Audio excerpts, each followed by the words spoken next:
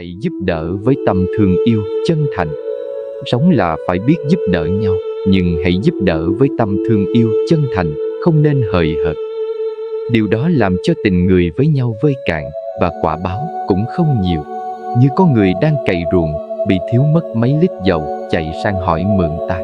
Ta sốt sắng, kêu con cháu mang đến tận nơi cho người mượn, rồi quan tâm hỏi xem hôm nay ông ấy cày ở đám ruộng nào, chừng đó dầu có đủ chạy máy hay không, vân vân.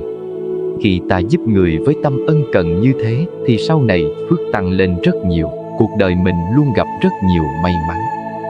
Còn trường hợp người ta mượn mình cũng cho, nhưng hờ hững không để ý, rồi còn mong người ta sớm trả lại, thì sau này cuộc đời của mình cũng gặp may, nhưng cái may đó nhỏ, không đáng kể.